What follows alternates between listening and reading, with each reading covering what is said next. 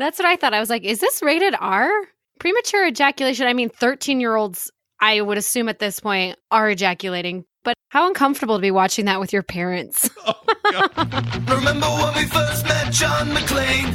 Argyle picked him up from the plane and took him down the Nakatomi Tower at the Christmas party.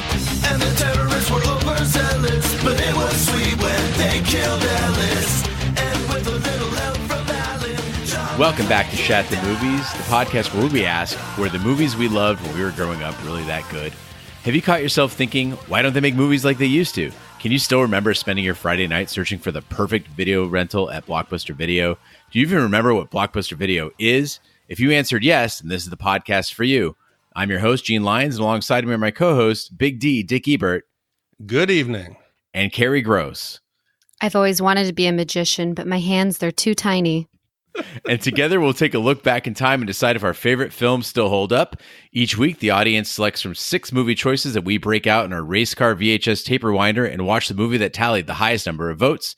At the end of each podcast, Big D, Carrie, and I will provide the audience with a number of wipes each movie would take to get off our respective bums. So find a comfortable spot on the sofa and accompany us for a journey through our vast VHS movie collections. If you'd like to download Shat the Movies, you can catch us on iTunes, Google Play, iHeartRadio, SoundCloud, TuneIn, Spotify, or wherever fine podcasts can be found. Big D, what do we have this week? Yeah, so this was I was afraid of this week, but it actually turned out to be a pleasant surprise. The category was box office flops. In last place was Staying Alive, then Hudson Hawk, Dune, Howard the Duck, Last Action Hero, and what seemed to be the winner was Krull. But, my spider sense went off because up until roughly a week before the final vote, when I closed it, Last Action Hero was well in the lead. So I went back and checked, and we had either some Russian hackers or we had some really dedicated listeners who wanted Krull, because there was an organized attempt to force Krull to become the winner, but we have security on our systems here, and we couldn't let that happen. So we had to negate that vote because it is for the overall audience, not just one or two listeners. So we took away those votes, and what won was The Last Action Hero from 1993. Whatever movie we have to watch that we don't end up watching Howard the Duck, I'm totally cool with that. Russian hackers all the way. So I think these last 2 weeks, I think I did the animal one, and then I think this was my idea too, is the box office flops. And I was so proud of the audience for voting for Krull. I was like, I didn't know people even knew what Krull was. This is so exciting. And so that I'm crushed, Big D, to find out that it was actually just a conspiracy all along. But I'm glad that we got down to the bottom. And after watching Last Action Hero again, which was a high school favorite of mine, I was really, really happy to see that it, for the most part, it holds up. So if you haven't seen Last Action Hero lately, or like a lot of people never watched it at all, it's a 1993 American fantasy action comedy film directed and produced by John McTiernan. It's a satire of the action genre and associated cliches, and it contains several parodies of action films in the form of films within the film. Although it was a box office disappointment during its initial theatrical release, it became a cult film among fans and critics, and it also features Art Carney's last appearance in a motion picture.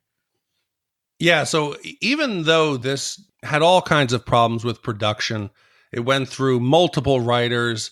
The scheduling was so compact that it left them roughly 3 weeks to edit the final film. It really had a lot of things going against it. And in the end, it's remembered as one of the biggest disasters. And I think you can really track a lot of that back to the summer of 1993. Usually movies before this, you could bank on an action hero's name, whether it was Stallone or Schwarzenegger. If you just saw the name in it, you could guarantee a big opening week. So Schwarzenegger not had a misstep until this point. But then there was this little grumbling about a new dinosaur movie coming out. So the production was pushed even harder, trying to get it out. And needless to say, if you went from Jurassic Park to this, I can understand why the critics panned it. Yeah, and I think in addition to that, I didn't realize how critical that summer movie window was. Like, you always hear about, this is going to be a summer blockbuster or that summer movie season. And I'm not really a seasonal movie goer, so I just kind of watch movies as they come out and, if they're good or not. But in doing the research on Last Action Hero, my eyes were really open to the fact that this is a very critical thing, that they will push production, that they will, change an entire calendar for a movie just to get it out during that very, very tight summer viewing window. Yeah, and Schwarzenegger, who actually was a co-producer on this film, he, in his book, he discusses that he pushed the studio to try to delay the opening, and that fell on deaf ears, and they were afraid that it was going to be kind of an acknowledgement by the studio that the movie wasn't that great, and it would take a hit to its reputation. But Schwarzenegger said, if we push back, we have some time. Then they made a whole bunch of mistakes in the way they promoted the movie. Like, they famously went to NASA and wanted to get the Last Action Hero put on the side of a rocket. Of course, that rocket launch got delayed, so they spent $500,000, and then the rocket went off a month after the movie bombed. So they had a lot of problems. But you know what? I got to say, in the end, this one turned out not too bad. So I know where I was, as I mentioned, I was a big fan of this movie as a teenager. But Big D, did you see this as a kid, or I guess you were an adult at the time? So this is 1993. You got any memories of Last Action Hero? Oh, yeah, I definitely do, because this was Schwarzenegger's follow-up to T2. I love action movies, but I had to have let the negative press affect me, because I remember going to Jurassic Park the week before. Then this came out. Everyone was talking about how bad it was. My money at that point was kind of tight, being in high school, so I decided to skip it. I saw it the following year on VHS, and I honestly can remember thinking it was lame and being glad I didn't watch it in the theaters. How about you, Carrie?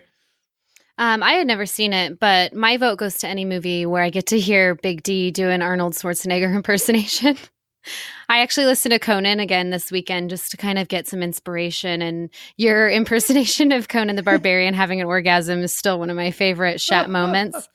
So I was like, I can't wait to hear him, quote all of these things. But in research I was reading, Arnold Schwarzenegger considered this to be the beginning of the end of his film career. And then when the movie started, it was 2 hours long. I was like, this might also be the beginning of the end of my Shat career if this movie sucks and it's 2 hours long. But yeah, I was surprised by the length of it too, because when you think about a movie that's like an action parody, a comedy, a cop and kid buddy kind of movie, you're like, there's not a material there for 2 hours. And I think it did drag at certain points, but for the most part, it filled those 2 hours, quite nicely. As I mentioned, this was a favorite of mine as a kid. And I think why is because this came out in 93. So I'd have been 13 years old. And it took action films to a very self-referential place that I don't think we'd ever seen before. And at the same time, I developed that part of my humor and identity, that self-referential type of humor. So it really delivered on a sweet spot. And so I was really excited to see if it still holds up. And to give you an idea again of where we were in film at the time, this was, in the same era as Pulp Fiction, where film had just really, really changed. And we were going into kind of these art house was kind of the thing to do at the time, and do these, more independent style films. And so it was really cool that entire action genre might have seen itself as kind of going by the wayside. And then, this happened. Yeah. And the director, John McTiernan, he kept getting mixed messages from the studio.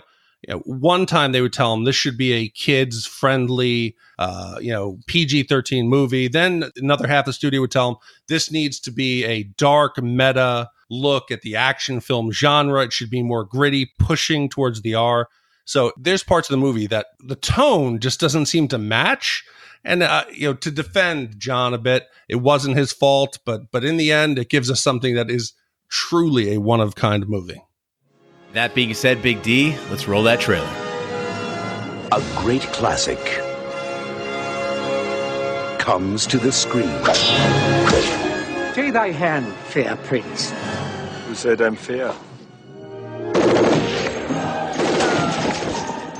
To be or not to be?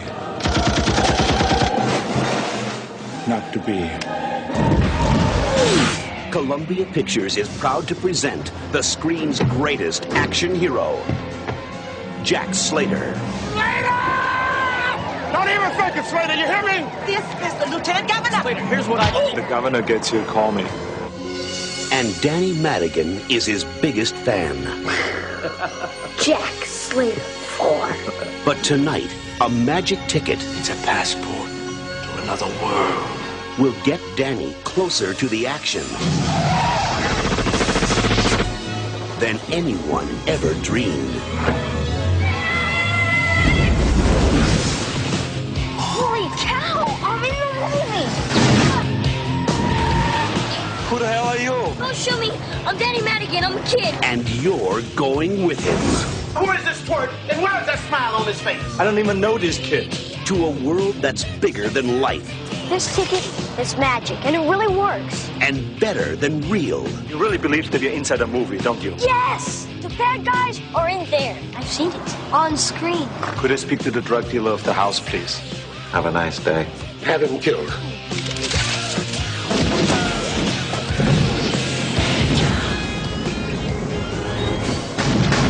This summer, it's head-on thrills. I have killed people smarter and younger than you. Head-first excitement. I hate when it happens. He's got the ticket! Now I possess power. Real power. He's going over to my world! In this world, the bad guys can win. The door must still be open, come on! If I go, how do I get back? And it's coming at you from both sides of the screen. Where am I now? This isn't the movies anymore, Jack. Please be careful. Things were different here. Damn it, it hurt. Arnold Schwarzenegger is Jack Slater. This hero stuff has its limits. And Jack Slater is... Everybody down! Now! the last action hero. The big ticket for 93. I'll be back. Ha! You did not gonna say that, did you? That's what you always say. I do? Danny Madigan is a teenager living in a crime-ridden area of New York City with his widowed mother, Irene. Following the death of his father, Danny takes comfort in watching action movies, especially those featuring the indestructible Los Angeles cop, Jack Slater, at his local movie theater owned by Nick, who also acts as a projectionist. Nick gives Danny a golden ticket once owned by Harry Houdini to see an early preview of the latest Jack Slater film before its official release. Okay, so I started off watching this movie and treating it like all the other movies that we have before. So I started taking, critical notes about New York and in the 90s, and it looked like it was 1978 with the, Times Square and the criminals. And about, 15, 20 minutes in, I realized I was watching it wrong. I don't think you should be watching this movie as an action film. You should be watching this as a comedy parody. So everything going forward from this will be based on that premise.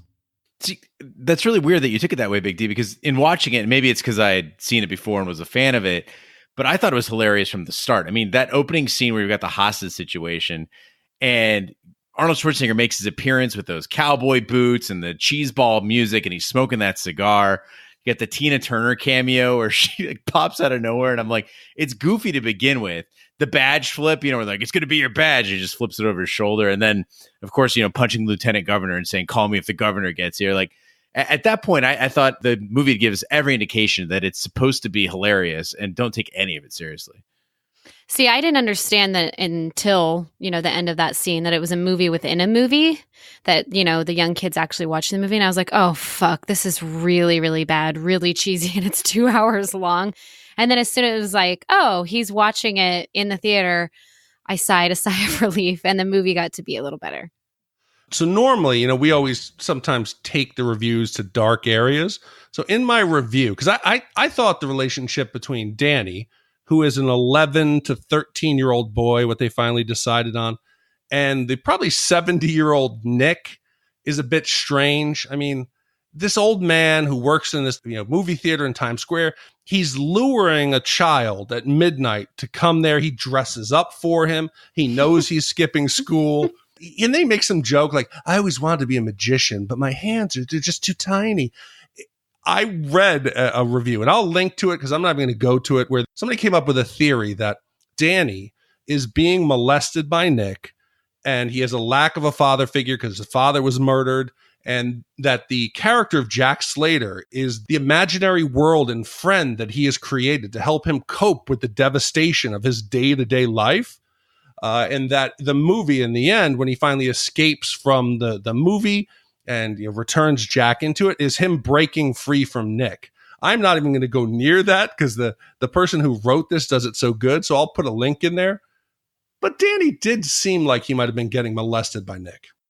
I was like halfway through this movie when you text me this theory, and I was like, I was fucking enjoying this PG-13, I don't know, child action hero movie with Arnold Schwarzenegger. And now I'm to believe that this is just a suppressed living nightmare that he's just checked out, and this is the alternative reality he's living. It made the last half of his coping mechanism.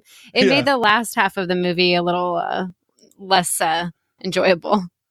Well, keep in mind when Danny first goes up to the projectionist, booth to tell him that the movie's out of focus, Nick seems a little startled, and he comes to the door like he's out of breath. What the fuck was Nick doing up there? Was he fucking beating it?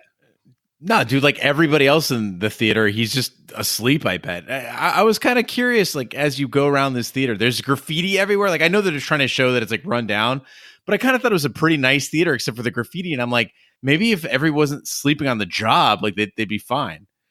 Yeah, and as a New Yorker, I'll tell you, Times Square does not look like this now, did not look like this in the 90s. In the 80s, yes, it was porn theaters, it was prostitutes, it was run down. But then Disney came in, they Disneyfied it. It's clean. It's a huge tourist attraction now. So don't fear if you're going to go visit New York. It doesn't look like this. This is my dream theater. It's beautiful. Everybody loves to go to the movie theaters now where it's like dine-in and recliner chairs and there's like a wait staff and bottle service. And I'm like, no, there's $1 theater like 20 miles from my house with red velvet seats that still have the ashtrays and the handrest and like syrupy, sticky soda carpet. And those are the theaters I love. This looked like an abandoned opera house or something. Oh, it was gorgeous. But I want to ask you, I had a problem right off the bat again when I was being critical with my notes. I said, what the fuck's wrong with Danny? You have an empty theater and you're going to sit like 2/3 of the way back, all the way on the aisle. I'm one of those who goes about, I want the screen to be eye level. I want to sit in the middle, and then I will strategically station maybe a jacket and a popcorn in the seats adjacent to me. So I try to keep direct neighbors. What do you guys do when you're picking a seat? For me, I am I'm with Carrie on the fact that I like older theaters. I like to sit kind of about 3 rows from the top in the middle if I can. But if I do have to go to a newer place, I insist on the leather recliner and reserving my spot. That is much more important to me than any sort of food or booze. I don't need a beer during my movie. I don't need snacks. I certainly don't need that Alamo Draft House, like, where they bring you toys to play with. And like, during this scene, there's going to be a sword fight. So here's your inflatable sword. Like, fuck that shit. All the things that Roger loves. Basically, yeah. Do they give you a t-shirt at the end as well? Speaking of which, I have one for you. Cult classics. God. Well, I will tell you, I do have one thing that it's a rule that I adhere to. I am 6'6", a little under 6'7". I'm 3 bills. I'm a big dude. I refuse to sit directly in front of someone. If I'm at a movie theater and you choose to sit behind me, it's on you. I'm not going to slide down. There's nothing I can do. But I will do everything within my power to make sure that whoever's sitting behind me, it's their option to have half the screen blocked. I've always wondered if there was some kind of conspiracy, that all tall men must find the shortest female in any kind of concert setting and stand directly in front of them, because inevitably it happens to me at every fucking show I go to. So during the film, the ticket stub magically transports Danny inside the fictional world of the film, interrupting Slater in the middle of a car chase. After escaping their pursuers, Slater takes Danny to the LAPD headquarters, where Danny points out the fictional nature of the world, such as the presence of a cartoon cat detective named Whiskers, and that Slater's friend John Patience is played by the same actor who was the antagonist that killed Mozart from Amadeus and shouldn't be trusted. Slater takes these as part of Danny's wild imagination. Slater's supervisor, Decker, assigns Danny as his new partner and instructs them to investigate criminal activities related to the mobster, Tony Vivaldi. So at this point, I'm really starting to dig the deep level of parody that they've gone through. We talked about John McTiernan, who directed the movie. He's actually lampooning the genre that made him famous. He directed Die Hard and Predator.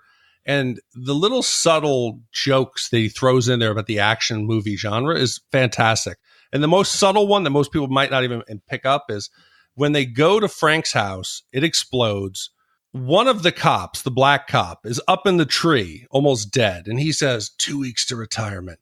Obviously referencing Danny Glover and Lethal Weapon. But then they subtly throw in the sax Lethal Weapon theme in the background. Brilliant. People just look at this for the surface layer humor. There's a lot more going on here than people give it credit for. I have 2 questions about that scene. What kind of explosive blows up an entire fucking house like that and then doesn't kill them? Hold on. So I understand that, and I started the same way you are. That's a movie explosion, just so you know. It's a mix of dynamite and gasoline. I had a bigger problem was when he walks in, Frank's, he's got the cards stuck in his pocket. Yeah. And he takes them out and it goes 4, 3. How the fuck did Deckard time it exactly so he would come in the door at that time? No, but that's what's so great about the movies. With Frank dying, it's the whole, again, it's that trope of like the guy always gets that last message out before he dies. And it's so funny because they don't even bother explaining how he died. They don't even care about that. It's just like he's got to get his last words out. And then again, if you want to plant bad information for somebody to find, why would you want that person who finds it to be dead? You want them to survive. That's the whole point of the setup. It's brilliant. And again, and the thing is the movie doesn't just rely on that single joke of being a parody. There's this great line as the cops are walking up to the house where he goes, this doesn't look like a drug house. And he goes, what do you want? Guys dancing in the front yard throwing cocaine on each other? And I was like, that's just a funny line by itself. Yeah, Gene, you and I were debating before we started recording whether this would have been better as an R or the PG-13 that they were, because it would have given the movie more freedom. And I had said I thought it should have been R, but you're dead on right. They pushed the line so many times. Danny's in the backseat of the car. He's in the world now. They jump out of the aqueducts. They land on a Coke truck, product placement. They hit the ground. And Danny says, I thought I was going to die. And Jack, well, I'm sorry to disappoint you. You're going to live your life in your glorious... Oh, sorry. Don't apologize. It's perfect. And Schwarzenegger says, well, I'm sorry to disappoint you, but you're going to live to enjoy all the glorious fruits of life has to offer. Acne, shaving, premature ejaculation, and your first divorce. Where the fuck are you talking about premature ejaculation and divorce in a PG-13 movie? That's what I thought. I was like, is this rated R? Premature ejaculation. I mean, 13-year-olds, I would assume at this point, are ejaculating. But this is also saying anywhere in that age range might be appropriate to watch this movie. How uncomfortable to be watching that with your parents. Oh, I just want to point out that in the 90s, they gave all of us kids this fear of premature ejaculation. Like, I remember as a kid being like, oh my God, I got to be very careful. Like, I would train myself, to make sure that I would. Yeah, edging, I think they call it now. But back in the day, we just called it training. What? And so... Training? What is edging? Yes, please. When you bring yourself right to the edge of climax, then you pull away from it, and you do that over and over again, right? Edging. Jesus, did you have like a belt around your neck, and was it hanging from the closet? No, but it was the sort of thing where I was like, I'm going to make myself impervious to premature ejaculation, not realizing that the real thing that I had to worry about as I got older was not being able to get boners. I should have been training. I should have been saving all those boners for later. But anyway, speaking of boners, let's talk about playing chicken. Big D, you talked about the PG-13 versus the R rating thing. And one of the things that I really liked about the movie is that it incrementally revealed its creativity. Like you saw the cheap jokes first, the Naked Gun type stuff, but then it's really playing within its own rules. And one of the things that I loved is that, you have the explosion in the ice cream cone that ends up in the back of the guy's head. And it's like, in this world, that can happen. But my favorite one where they really were like showing us is when they pull the car around and all of a sudden the set changes. And, Danny even calls it out. Oh, the set changed. We're in a movie. And then they play chicken and the truck that turns away to avoid being hit explodes in midair for no reason. And of course it's a vintage truck. It's like it's a beautiful cherry red vintage truck. And then suddenly there's a bunch of models and lingerie screaming or running away. And I'm like, oh, okay. They're just peeling off layer by layer and showing us just how creative they can get within the confines of these rules. Oh, but you glossed over. I iced that guy to cone a phrase. This movie is littered with one-liners that just had me rolling. And I was shocked by it because I don't still know whether they intended it to be this much of a parody, because the film doesn't know what it wants to be. And this is where I'm going to kind of base my theory in that. The police station, for example. This is supposed to be the real world of Slater 4. He's a cop. He's in LA. He's going to save the day. You know, his ex-wife, and it's gritty. It's supposed to be almost like a Die Hard or Lethal Weapon. But then they get to the police station and they realize we have the ability here to bring in a lot of tropes of other action movies, but they don't make sense for the world that Jack lives in. There's a police valet. You have Catherine Trammell from Basic Instincts walking out. Then the T-1000's behind her. And even though they do some funny comedic cop pairings, like Roush and the Rabbi, I want to see that. They've black and white Humphrey Bogart. You talked about Whiskers, the animated detective, who was suspended for obviously sexually assaulting female coworkers for grabbing their ass. But in world, it doesn't make sense. Imagine if there was an animated cat in Die Hard.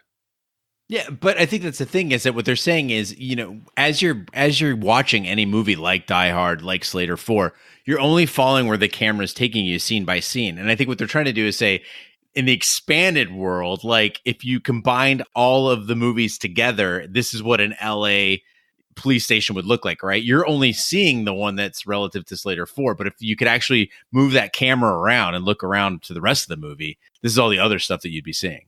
Like if you took Basic Instinct and Terminator 2 and Slater 4 and you put all of them in the same police station, this is what it would look like. And also you have a cartoon cat, Paula Abdul. I kind of got like the Roger Rabbit vibe, but I really like the implausible special effects when he's driving on the freeway and all the cars are driving like super crazy and crashing behind him. And it's just like it doesn't faze him at all. But did anyone else wonder if Raj was shitting his pants when the car went over the bridge? I'm pretty sure they wouldn't survive that at all. But Slater can't die in this Hollywood land. But that car would not survive that fall at all, right? No, that's almost an exact replica of the T2 scene where Arnold drives off on the motorcycle and he's chasing the T-1000 who drives off a very similar bridge in the semi and the truck. It would not work, but it's not supposed to look like it would work. It's so over the top ridiculous. I just wish that Danny coming into this world, one of the things that worked for Home Alone, when Kevin wakes up and his parents are gone, he doesn't go, oh my God, my parents are gone. He says, this is great. And for the first day, you see him doing everything that he wanted. He's embracing it. He's loving him.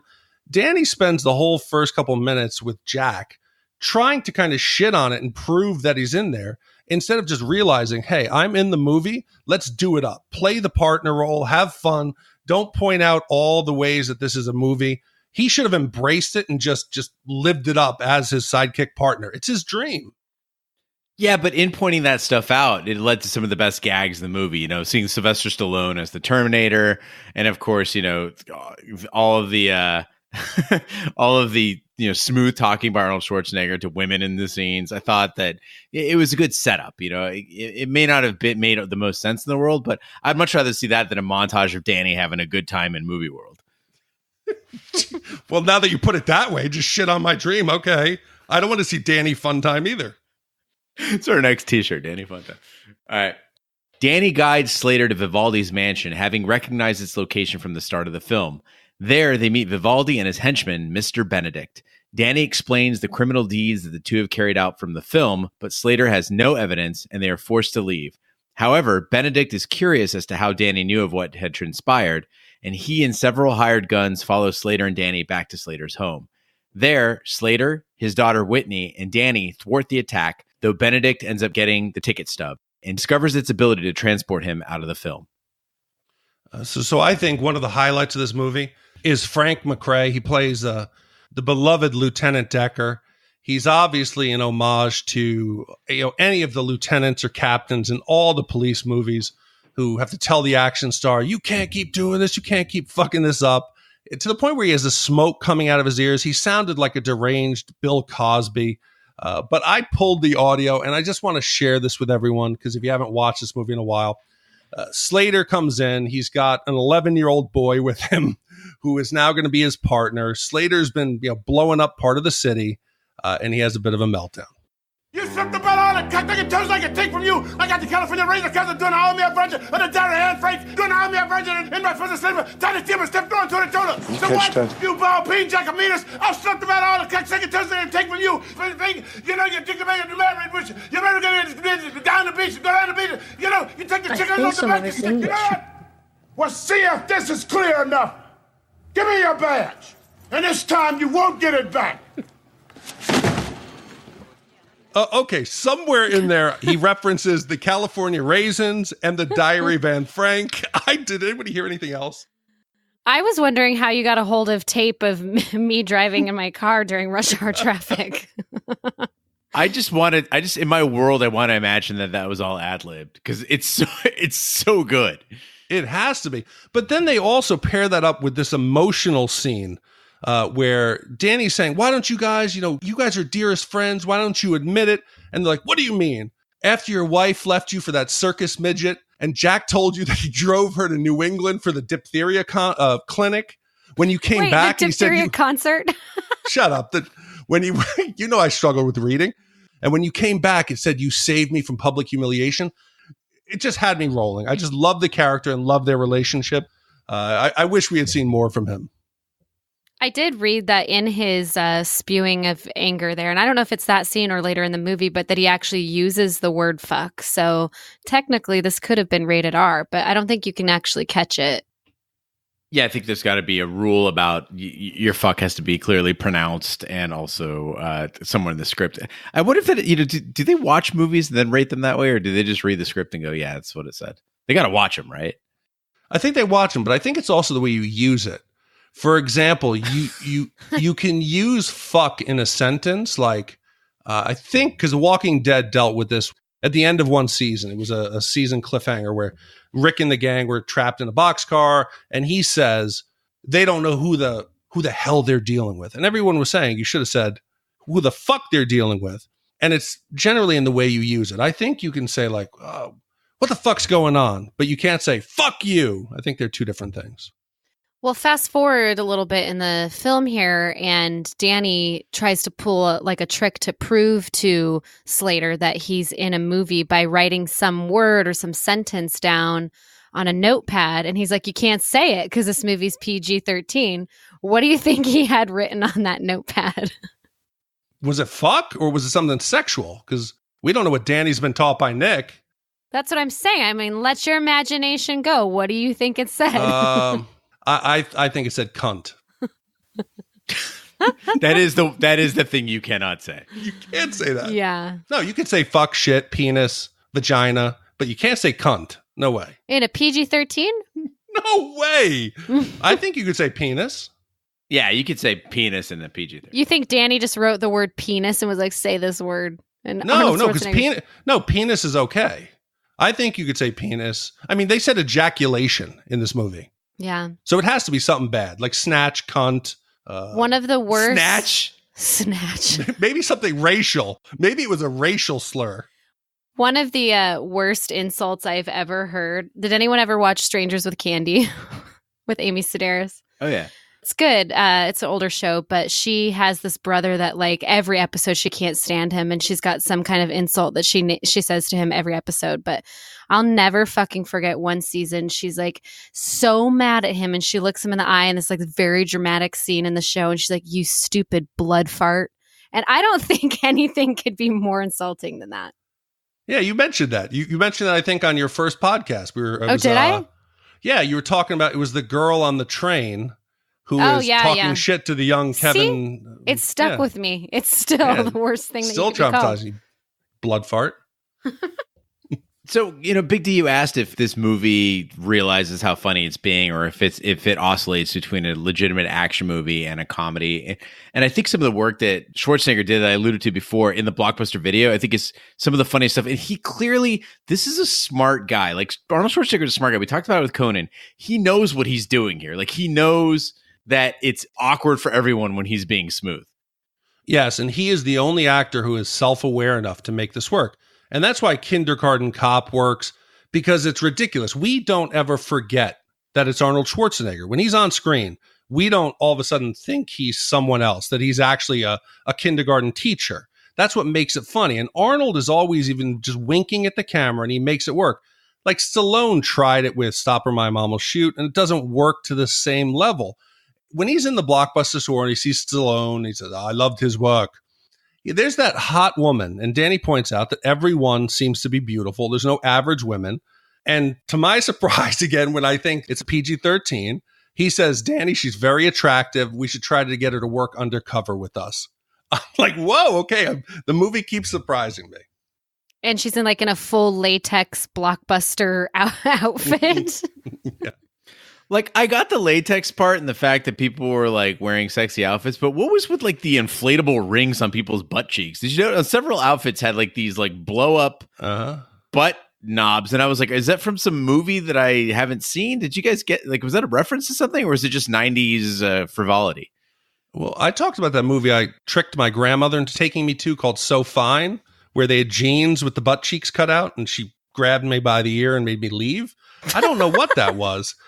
It's probably some meta reference to some of Arnold's other movies. Who knows? I like how, as you were saying before, that Arnold is always Arnold in all of his films. Well, this is just meta Arnold being Arnold in a film about Arnold Schwarzenegger. So much so that he's, joking with Danny, and he's like, oh, yeah, I'm the famous comedian Arnold Braunschweiger. And so at this point, this is when I'd watched it in two parts. I restarted it and I was like, I have to hear what he's saying here. Arnold, what? So I put the subtitles on and the movie immediately gets better with fucking subtitles. Oh, so good. But Braunschweiger is a German type of sausage, like a liverwurst. And so are they implying that Jack Slater, the character, is not speaking in a German accent and then he's therefore making fun of Schwarzenegger's last name? I can't believe that you actually Googled and researched that it's a type of sausage. That's dedication. No, I know. I studied German for 4 years, so I could speak a little bit of German. Maybe they're saying he's a meathead. I don't know. No, but that's absolutely intentional in the sense that how many times have you seen this? Van Damme in Time Cop, you're like, why does he have an accent? Why? It's never explained. Schwarzenegger several times is playing, Joe Smith from LA or whatever, and he's somehow has a German accent for no discernible reason. Why would a Terminator have an accent? It's a robot. Why the fuck would you? It makes no sense, but it's perfect. No, you don't need to explain it because we never forget he's Arnold.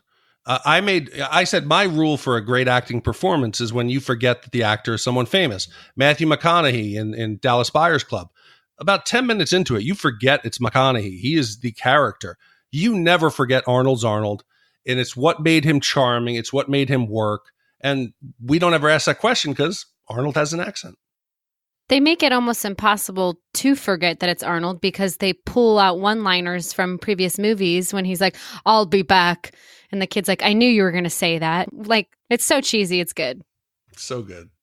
Yeah, and you can tell he's almost, it's like watching Saturday Night Live. He's almost cracking up as he does it. Big D, you mentioned the rules in this movie, and I often downgrade movies for not playing by their own rules, and even that even extends to TV. Like when we did Westworld, by the way, if you haven't listened to it, Shat on TV, Westworld, we covered season 1 and 2. But it was a big issue during Westworld season 2, and I would complain about the fact that the show was not following its own rules. It was changing the rules all the time, and it made the audience very uncomfortable.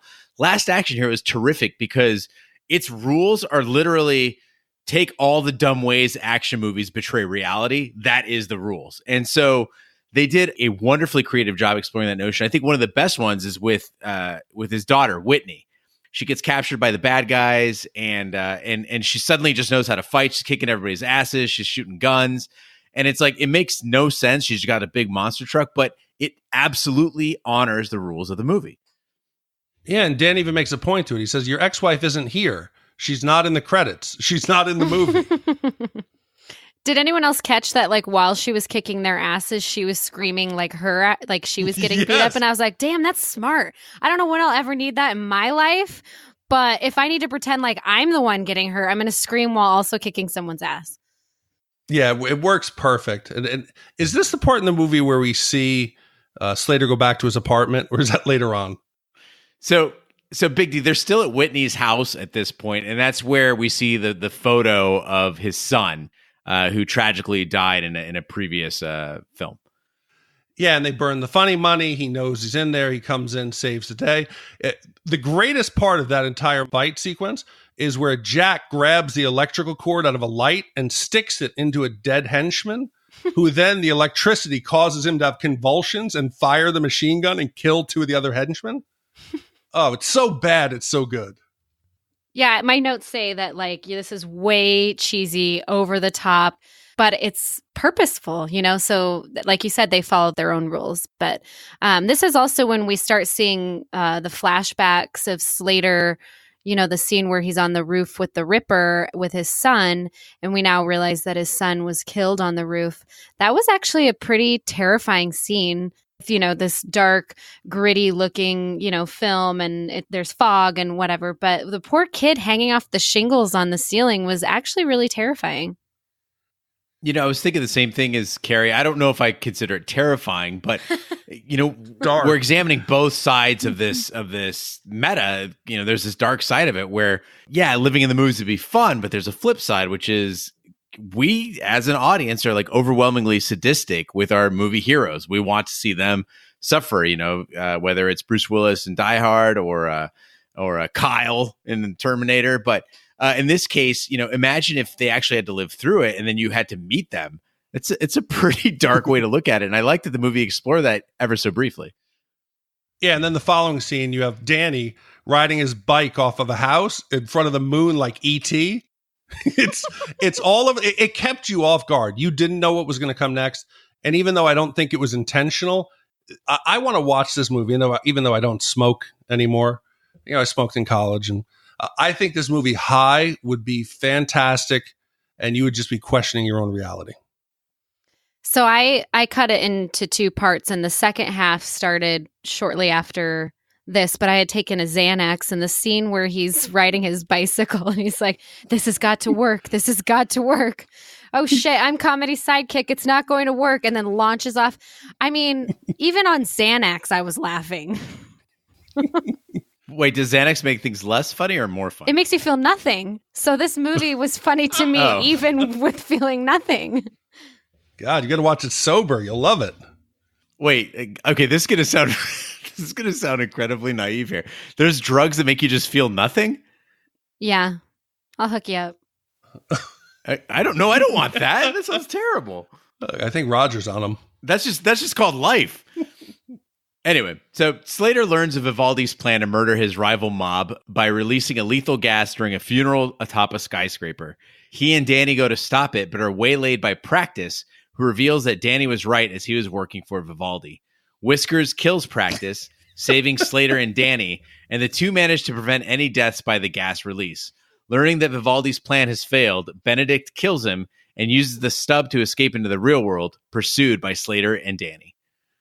Okay, Leo the Fart. Fart jokes never get old. God, who in the writer's room came up with this? And then, you know, everybody else got on board. There's no doubt now it's a full-on parody. I love the funeral. Arnold has to get the body, who's now packed with nerve gas. He runs over like he's, you know, paying his respects. He pretends, oh, this man's alive. We need a doctor. And he picks him up and starts running through the mob, the crowd. Last week, we did Arachnophobia. They said that was a thrillomedy. This is a thrillomedy. I watched this with my best friend, and he, like, same thing as Gene said, you know, I love this when I was younger. And we get to the scene, he goes, oh, yeah, I forgot. They have to pull his finger. I'm like, spoiler alert. The part that, you know, Big D mentioned when he picks him up and he's like, oh my God, this man is alive. He needs a doctor. The best punchline to me is when the actual doctor shows up and he check his chin and then knocks him out with the body. And then proceeds to carry the doctor as well. Like, it's like, it just gets more and more ridiculous. But yeah, again, and I was picturing Roger watching this too, just going, oh, this is just ridiculous. Oh my God. He would have torn this movie apart. So now the catchphrases and the one-liners start coming fast and furious. You know, we've got all the fart jokes. There's now the sequence. He's running through this group of mourners who look like the The Fratellis. Well, they look like the Fratellis or the extras in The Godfather. You have grandmothers pulling out Uzis. People are pulling out like M16s. They're all shooting at Slater. They can't hit him. He gets in the elevator. A helicopter shoots at him. He eventually takes down the helicopter and falls in the tar pits. The bubble of gas comes up. Not any of it's realistic. But for me, the funniest part of this entire scene is Danny shows up. He's waving a gun at the crowd and firing it into the air and running to the tar pit. This movie is like 150 miles an hour, balls out into like just the fucking Twilight Zone. And I loved it. And then he gets out of the tar pit and uses one napkin to wipe all the tar off. Things that I would normally hate in a movie, I'm telling you. I was like, this is great. I love it. No, but the daughter shows up in her monster truck with the flames and says, Dad, I suspected you need a change of clothes. She throws it to him, but he's already clean. And when the gas bubble doesn't go off, he goes, silent but deadly. This movie is so fucking good. So good. Slater becomes despondent upon learning the truth, as well as his mortality in the real world, but cheers up after spending some time with Irene. Meanwhile, Benedict devises a plan to kill Arnold Schwarzenegger, the one portraying Slater in the film, from which he can then bring other villains from other films in the real world and take over.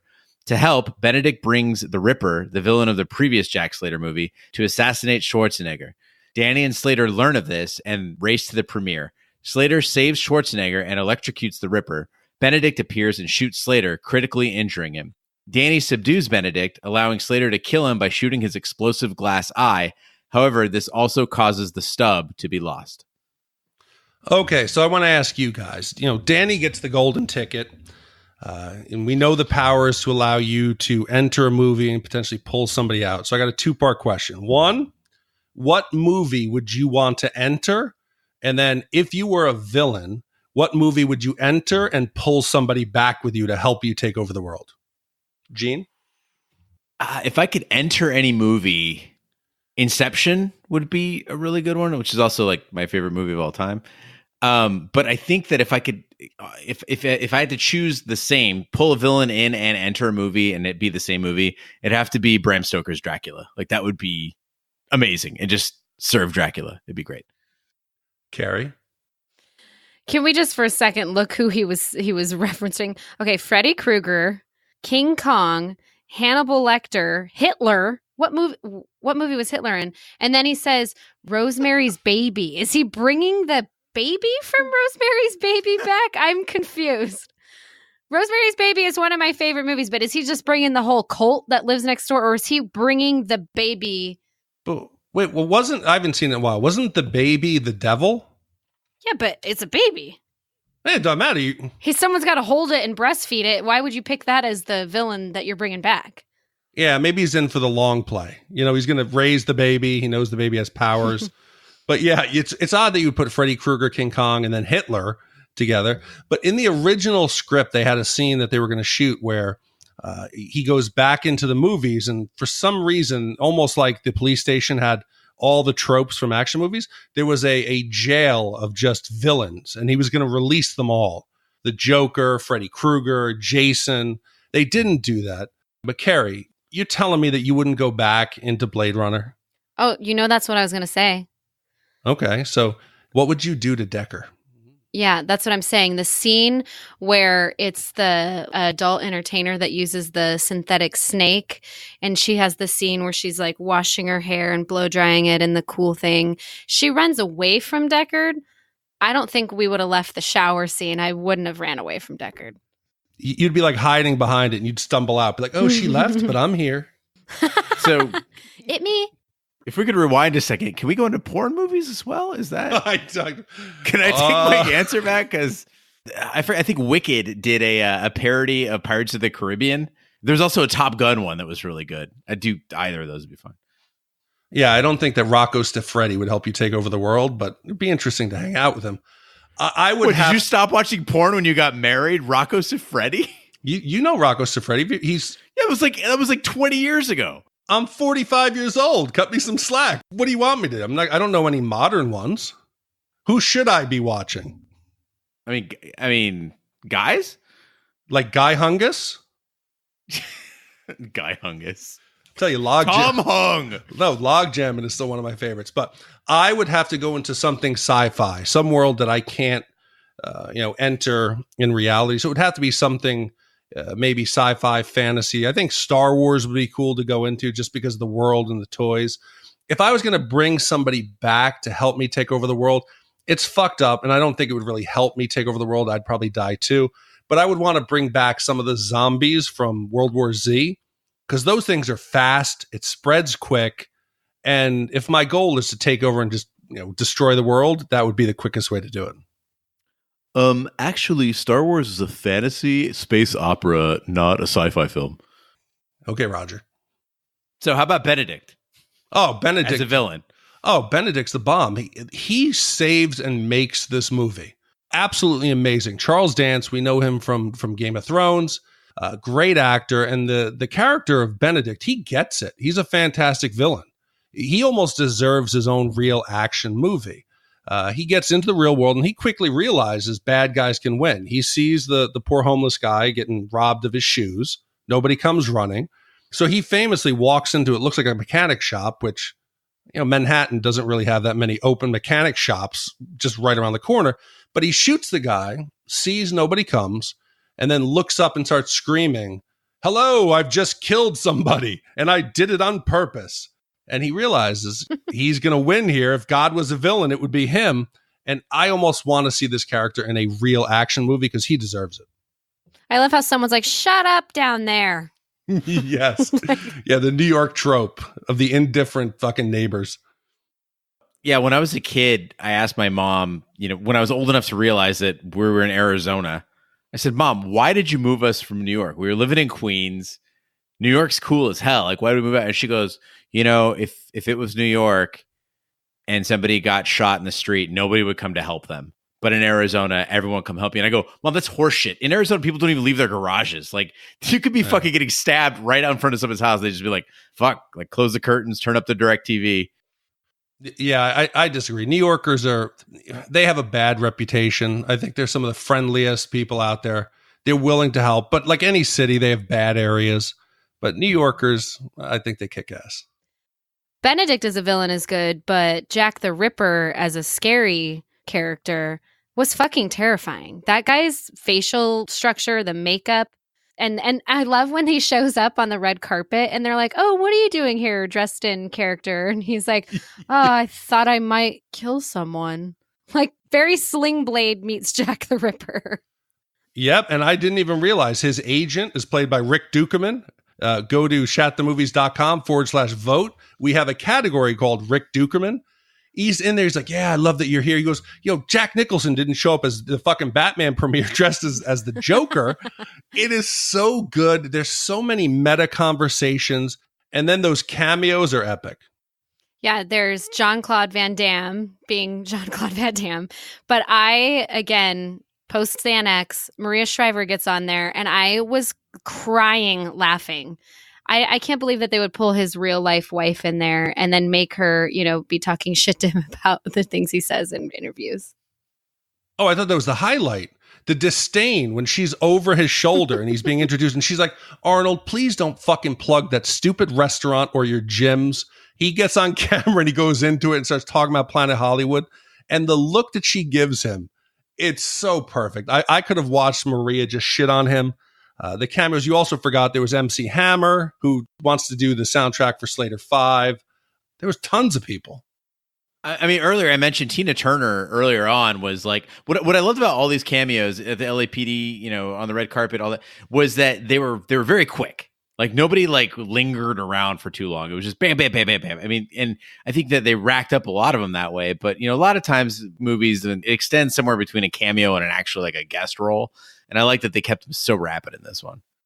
So Carrie, you mentioned the Maria Shriver connection between Schwarzenegger and his real life wife, but we've also got this great awkwardness between Slater and Irene, Danny's mom. Yeah, I think that really shows the range of Arnold. He plays the meathead Slater really well, but then Danny brings him into the real world, convinces the mother he's a cop from LA. Slater convinces her that he loves classical music. Danny goes to sleep, wakes up, and it's obvious They're up all night talking. When Jack almost dies, he tells Danny, I want to see your mother again. Did Jack want to fuck Danny's mother? I don't know if he wanted to fuck her. I think he wanted to just say when he was dying? Talk about poetry and classical music. Just really connect with a woman. So this was Jack Slater really, developing as a human being. This wasn't just him trying to get into Danny's mom's pants. She's a widower. Yeah, but we see a hint of that earlier when Jack's like, it's not really my ex-wife. Like, it's just I pay this person to call up so that people think that he's actually kind of a sad, sympathetic character. So and so this plays into that. So maybe this is the real Slater. Yeah. God, now I feel bad. He wanted a friend. But you see it again in the movie too, where he goes, I just want to be a good cop. And then it just kept getting harder and harder. And I just kept surviving. Like, it's not his choice. Like, he's thrust into this by the nature of the films and the nature of sequels. So he has, he's not that guy, but he has to be the guy who's got the flashy car, smoking the cigars, wears the same outfit every day, and is presumed to be a womanizer, but he's really terrible with women. Poor Jack. Now I'm overthinking it. Poor Jack.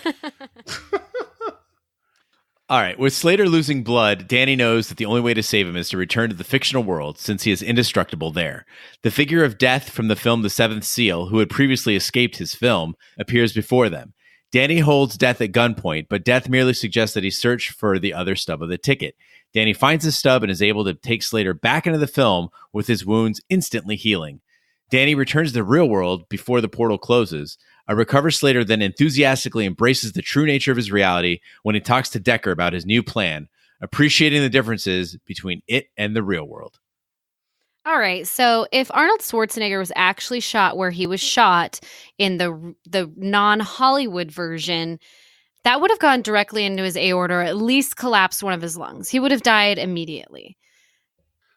Okay, we'll let that slide in a movie that has a magical ticket that takes you into a movie. But Danny's not the brightest, right? I'm immediately thinking the other half of the ticket. Why did they need to have Death come in and tell Danny, hey, Danny, you're not that bright. Go check the box for the other half of the ticket. Because it's one more cameo, Big D. They're like, we get Death from the Seventh Seal. This could be great. Oh, and also I would love that. I love Ingmar Bergman's Seventh Seal. They did it good. So they find of course, all the tickets in the box are gold.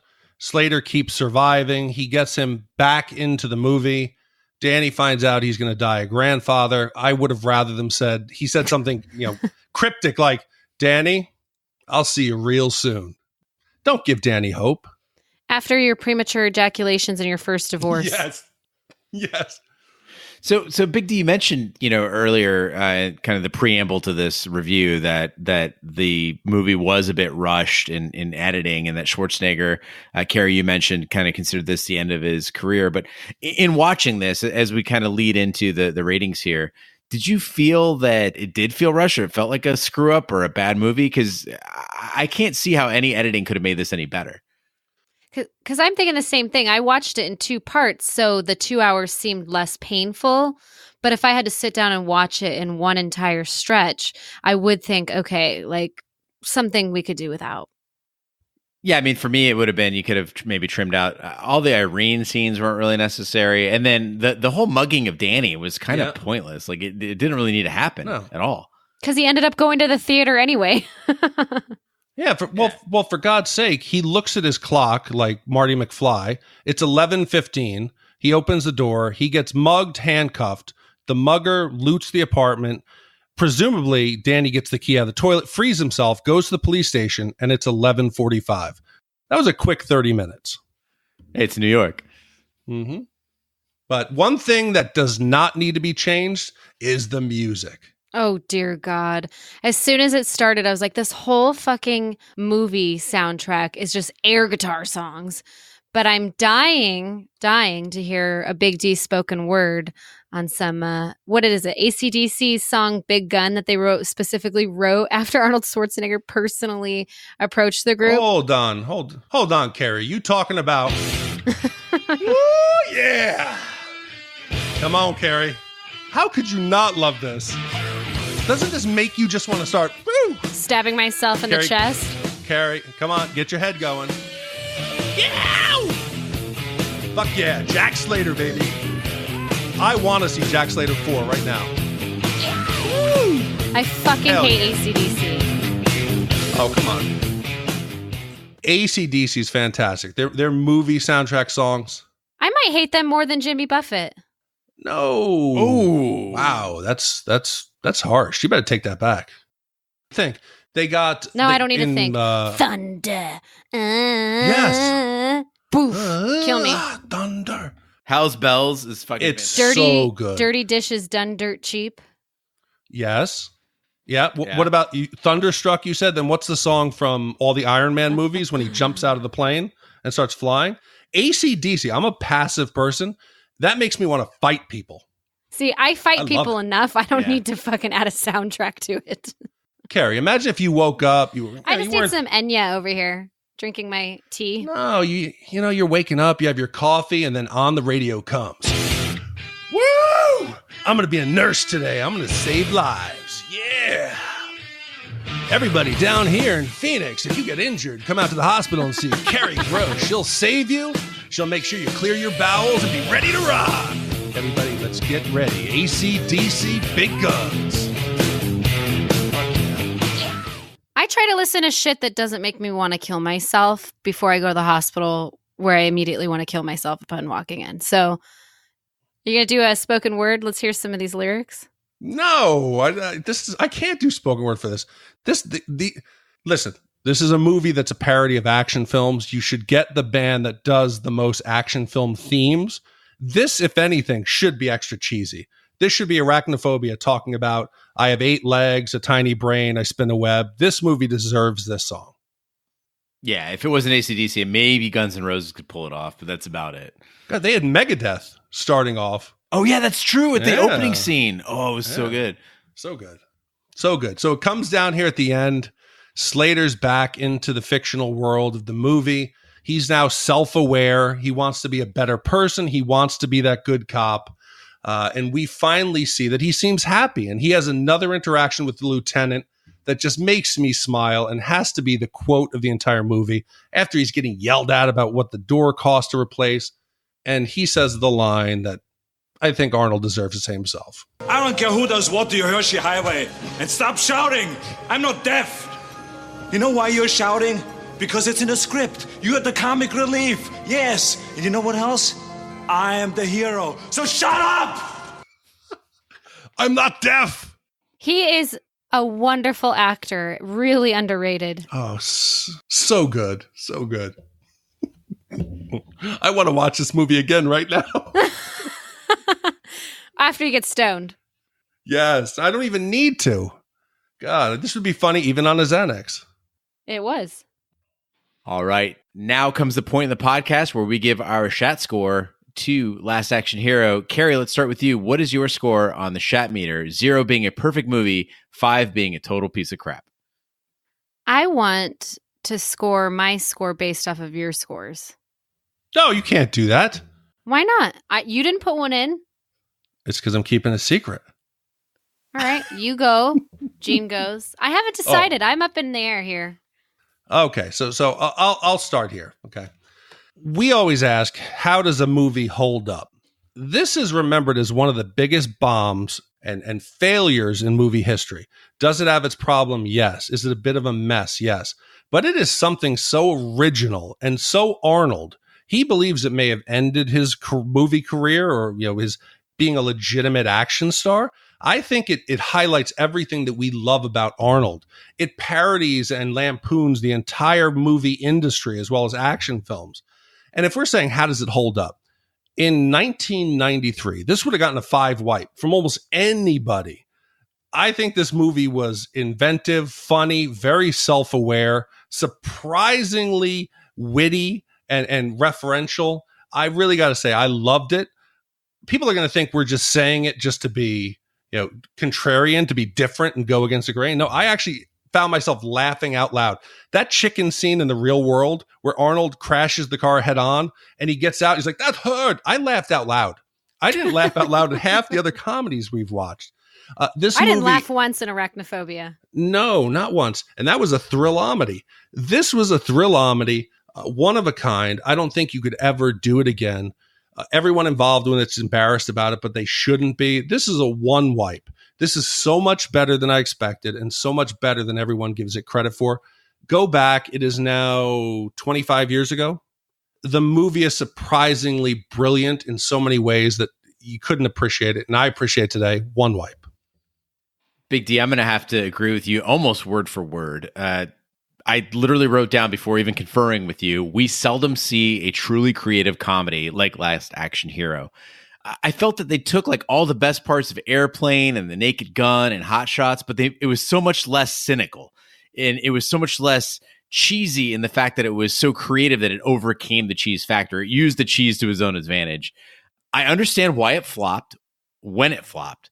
But like you said, it's almost like a time capsule that was only meant to be opened 25 years later. And opening it now, I still loved it. You know, I liked it as a kid. I got what they were doing then. But now as an adult, after seeing all the action movies that came after it, especially now in an era where the big blockbuster Michael Bay film is the only thing that people will go see in the theater, I got to agree with you that it's a terrific movie. And I would say it's half a wipe. So my score for it would be half a wipe. Big D, you've got your one wipe. Carrie Gross, it's up to you. So I'm stealing Big D's little trick that he did the other day for Arachnophobia. Did this movie make me laugh? Yes, a lot. Nice. More than I'd like to admit. It has Arnold Schwarzenegger in it. And did I not send you a message a few weeks ago? It was like, I think we should only review Arnold Schwarzenegger movies for a little while.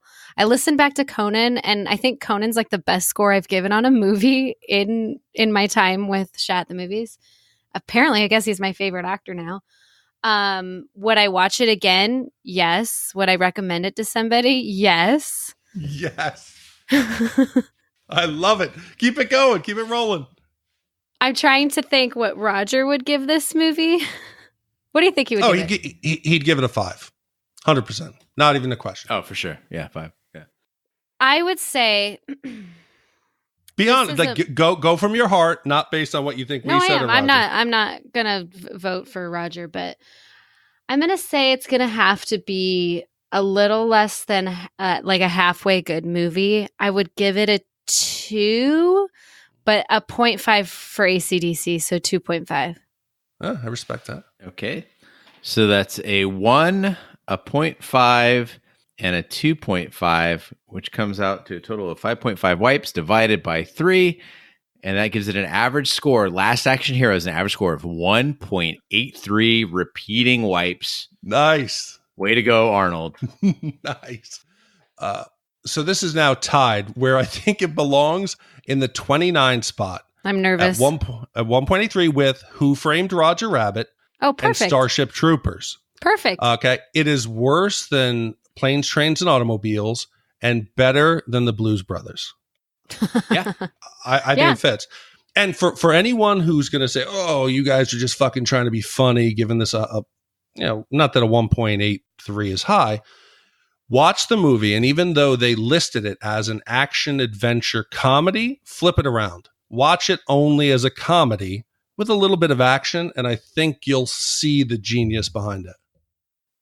I'll say that this is probably the most enjoyable one I've had to watch in a while. What was the last one? Arachnophobia, and then In the Mouth of Madness. I mean, if this, like I said, if the listeners had picked Howard the Duck, I'd have to fucking quit the podcast. Or Krull. Or Krull. Nobody picked Dune. I forgive you all, though, because honestly, Dune's a terrible movie. I love it, but it's bad. All right, so that's 1.83 repeating for Last Action Hero. Big D, what's coming up on Shat the Movies? Oh, so next week we've got, it's essentially a mulligan for Shat the Movies. The category was lawyer movies, and the contestants were The Devil's Advocate, My Cousin Vinny, Primal Fear, A Few Good Men, The Firm, A Time to Kill, and we had almost 1,600 votes. And if you listen to the outro trailer, you'll figure out what movie it is, and then next week I'll tell you why it's a mulligan for Shat the Movies. So occasionally on Shat the Movies, we do get a voicemail from a listener, and we're happy to share those on the air. This week's comes from the King Bee, a longtime listener and pod guest. Big D, roll that voicemail. Ooh. Ooh. This is the ghost of the king bee. I'm dead. Raj talks about his sex life too much. That's true. I don't believe he's ever gotten laid. At least no one would admit it. Oh. Yeah, so that was King B. Thank you. Just like most of the listeners might know, I've never actually physically been in the same room with Kerry Gross or Gene or King B. As much as I'd love to see you two, I want to go meet King B. I mean, you have to actually go into his home to meet him. That's the thing. You'll never see him out in daylight. That's BS. He just took me and my 4 best girlfriends kayaking yesterday. Okay, I take that back. You can only go to his home or doing things that he thought. Babes. Yeah. So if you'd like to share your voicemail with us, dial 914-719-SHAT. That's 914-719-SHAT. And leave us a voicemail. We'll be happy to play it on the air. Also, if you'd like to email us, it's host@shatthemovies.com, where you can suggest movies for the podcast and categories as well, or just give us feedback on the work that we're doing.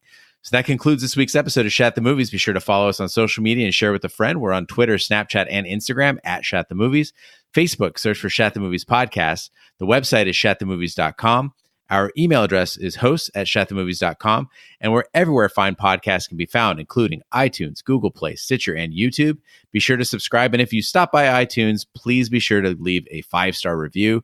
That helps the podcast grow. Also, you can check out our sister podcast, Shat on TV, where we review TV series such as Westworld, Taboo, American Gods, and Game of Thrones. You can find that information on our website, shatontv.com. On behalf of my co-hosts, Big D, Dick Ebert, and Kerry Gross, I'm Gene Lyons. Be sure to join us next week for the following movie.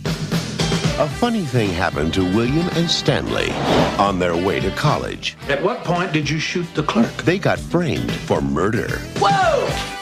Wait a minute! Now, 2 kids from New York are in deep trouble. It's time to make your phone calls. The clan's here. They're inbred. They sleep with their sisters. In the deep south. Some of them do. And only one man can save them. We need to call an attorney, a great attorney. He's not your typical hero. We got an attorney in the family. Great, who?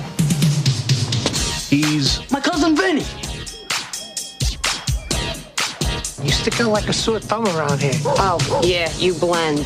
You graduated from law school 6 years ago. What have you been doing since? Studying for the bar. That's a lot of studying. What's this over here? You never heard of grits? Sure. I just actually never seen a grit before. It's his first case. Now, didn't I tell you dress appropriately? You were serious about that? The way you handle that, Judge. Oh, you're a smooth talker. You are. It's their last chance. The 2 Utes. Did you say Utes? Yeah, 2 Utes. What is a Ute? But with Vinny's style... I wore this ridiculous thing for you.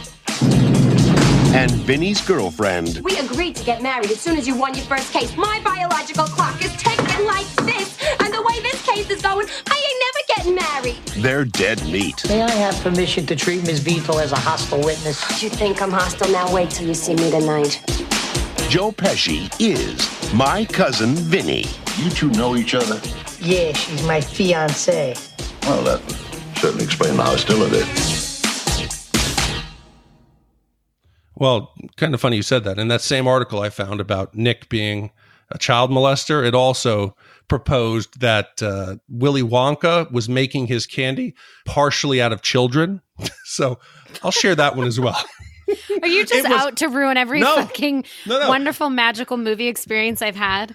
It was an article that was about like the 10 darkest fan theories. Like one of them was, again, Titanic, that Rose was in an abusive marriage. So she created the story of Jack as a way to deal with her life. And that's why there's no record of Jack.